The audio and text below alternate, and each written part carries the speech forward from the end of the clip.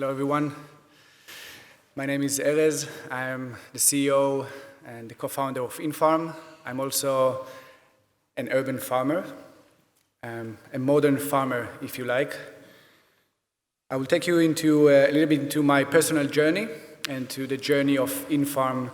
I think it's a very unique group of people coming together and thinking how to revolutionize agriculture, how to revolutionize the way we eat, the way we consume, and trying to bring awareness to other places in the world that would like to do the same. So I will tell you a little bit about the mindset behind an urban farmer. Hopefully in the future you will find or you will hear about more companies, similar ideas. So I'll try to kind of illustrate what does it mean to be this modern farmer. So it's really about touching, first of all, very big problems of humanity. It's not just our problems here in London or in Berlin, where I'm coming from. It's my hometown, but actually I'm born in Tel Aviv. Different problems in different places, but everybody's facing the same problems when it's concerned to food, which you saw already a lot of the different presentations here and the different trends. And I can touch maybe one of the biggest questions of today, which I believe kind of lead to this big wave of starting to reevaluate the way we eat. So, how to feed 9 billion people by 2050? The UN predict that by this time we will need 2 extra planets in order to feed the growing population. It's not only farmland that we are lacking, but also farmers. Resources like water, energy. We're causing a lot of waste just because we are trying to bring our produce from the farms into the city. We are spending incredible amount of energy on transportation, logistics, operations, refrigerations, manpower, brain power, and while doing this, we are still causing a lot of waste. 50% of the food we produce is wasted before it's even arrives to our plates. You just saw the top chefs of the world discussing this topic.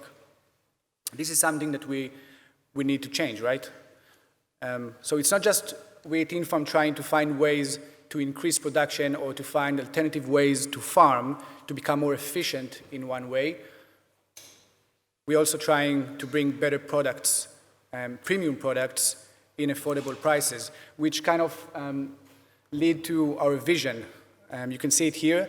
It's a network of farms, global network of farms, that will be inside or will be rooted inside of the infrastructure of cities. And this is a very utopic vision. It's a long run, and we all the time asking ourselves how we can make this vision a reality. Even sometimes we don't have all the answers right away, right now. So we're all the time starting to think where we should start. So we teamed up 50 experts coming from plant science, horticulture, IT engineers, hackers, architects, chefs, which one of them is sitting here, our culinary director, marketing experts, Osnachi is sitting here, business people, of course. We need to make this very successful and to incentivize the markets actually to start and participate in this new wave of farming. And together we created what we call the next generation of farms. You can see it yourself. Our farms doesn't look like the normal farms out there. They go vertically. They are modular. So you can feed them basically to any given space. We can start to farm inside of this room. We can farm from 2 units or 1 unit inside of a restaurant or inside of a supermarket, office building, until thousands of units coming together in empty buildings. So it's really about transferring or transforming the cities and the spaces from unused to production facilities. It's very challenging, and it took us 2 years to come up with this farm, and it's already the first step towards autonomous farm. Autonomous farm, not just it's a farm that don't need humans like vehicles. It still needs our guidance. but more from the perspective of what do we want to grow, how much we want from it, and when do we want to have it. So it's really creating a new interaction with the world of farming. And this is kind of our vision also to connect between people back to farms or back to the farming activities, so we can enjoy from the benefits of it. So our farms, they're not just efficient, they're also beautiful. We took, or we look all the time on nature, right? We use a stream in technology called biomimicry. So when you look on nature, most of our problems already been solved by millions of years of evolutions and learning. And so we are looking on different structures and different environments, and we are trying to bring them into our contained smart greenhouses. So what you see here, in the middle, this is basically the Fibonacci sequence. You see our plants. We took the sunflower mechanism and we adapted into the structure how we're growing. The plants, you don't see it here, I don't have a video, but you can imagine that the plants are moving while they grow. From the center, they grow slowly, slowly, slowly to the outskirts where we harvest them. When we harvest them, we free a space in the center, we put the young plants, and we create perpetual harvest. This is a very unique system which allows us to harvest by demand. It's very important. You can see that we're putting our farms inside of smart greenhouses, which allow us to create very sophisticated, dynamic environments, which in the end you translate as taste, as flavor, or we can create those tastes and flavors based on different kind of demographics, which in the end affects a lot on the supply chain. So those farms that we have now in Berlin, if we put them in Kreuzberg, which is for you it will be shortage, or if we'll put it inside of Chelsea, we will probably grow different kind of herbs and leafy greens just because of the demographics. People want different stuff, different things. And when you know this, you can start to customize the different environments, and you reverse engineer your supply chain, which is completely mapped, and you can start to work with this in order to customize at scale. We use a lot of different kind of sensors and software in order to collect a lot of different data on the plants throughout his lifetime. This helps us to ensure that the plants are growing in the right environments. It's ensure that we know how they grow, ensure the quality, but it also gives us a lot of advantage in terms of if we want to influence the environment and to create better plants. So we're kind of focusing on 3 topics if it's concerned to food. We want to bring a superior product. In the end, everything is boiling down to values and the value that we're creating and we're putting in front of our customers, clients, and consumers, and myself, right? After all, I'm a farmer. I want to feed myself. Yeah, probably you want to feed yourself as well. So how are we going to interact? And the products needs to be superior. The smells needs to be amazing, right? Now, if you go to the supermarket, try to smell the herbs. It's very hard to find a smelly herb, unfortunately. When actually you can, when you harvest them and they're super fresh, it's open your entire senses.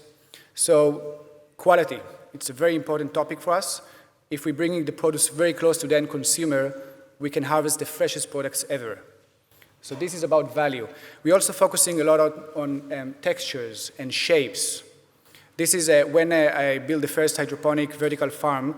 For me, it was like an equalizer. I started to play around with light, with temperature, with water, started to create environments of the Middle East in Berlin, and play with the light of Scandinavia, and created like really strange scenarios. So it was like a playground for me, like music, like you're getting your first equalizer, or rolly if you want. So you can see here on the right side, you see the first lettuce that I grew, it's an iceberg lettuce. And what I learned on iceberg lettuce, that you can actually sculpture it with light. And this was fascinating because you start to understand and communicate with nature. You started to understand that nature has personality. And the iceberg lettuce, the reason it's crispy because she's hiding from the sun. She's very shy. So if you start to put different light conditions, she's starting to kind of go away from the light. And in the end, if you tweak it, you can create different kind of sculptures. Yeah? On the same note, we can create with different kind of spectrums of light, which the plant sees basically a lot of information. Yeah, it sees it just like we're communicating with this.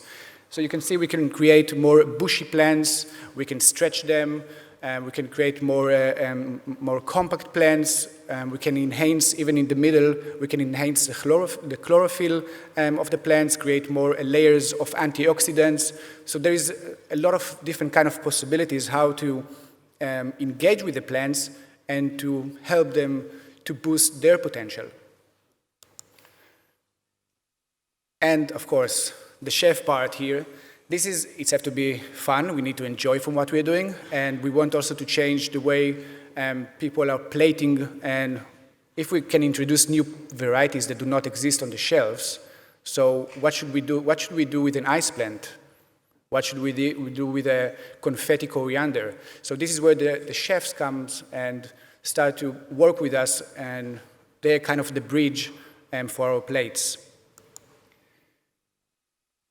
I can skip this part. This is more the business part of things, but just for you to also to understand the innovation behind what we do here, we provide farming as a service. We are not selling our farms. Basically, we partner with different kind of clients, and I see you have an interest in this, but basically, we know exactly what we produce, and we are selling capacity. And this is kind of the new generation of food production, where in the end, people will buy exactly what they need. And they won't buy bulks, and then 50% of this is going to waste sometimes just because of appearance and just because they can't predict. This is the first of its kind network of farms inside of a city. And this is where we are doing currently the R&D center of Infarm is on a city level, where we are checking operations, logistics, supply chain, but also interaction with the market, different demographics, in order to really understand how to take this network of farms that I showed you in the beginning, which is the vision of this company, how to take it and create a blueprint that you can start and replicate from city to city, and hopefully create and re-engineer the food system from scratch. So it's not just optimizing the supply chain, it's really invented the supply chain from the scratch and bring it back to the people.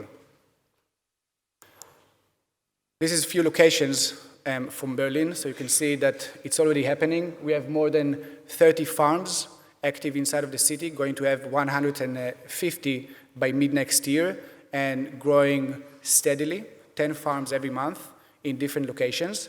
We are rolling out with one of the leading retailers in Germany called Edeka and Metro. This is the first farm 2 years ago, a very interesting pilot that we tried, very similar to Pret a Manger. We didn't know what is the value behind this technology, and we want to interact with the markets to hear their perspective. This farm is the first farm that went online, went viral, more than 7 million people, more than 50,000 shares, thousands of comments, great debates about food, about agriculture, supply chain, fascinating. We learned so many things, and we created our farms and started also to understand how to communicate what we are doing, right? This is very important. How is the end consumer seeing the values of those farms and what we can really offer him?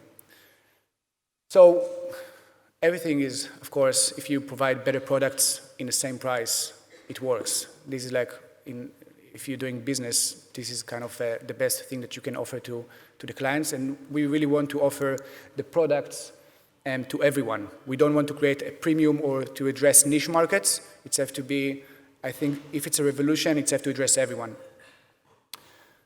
You can see our farms, you can see how they grow. So it's also, there's a lot of educational progress and process inside of what we do.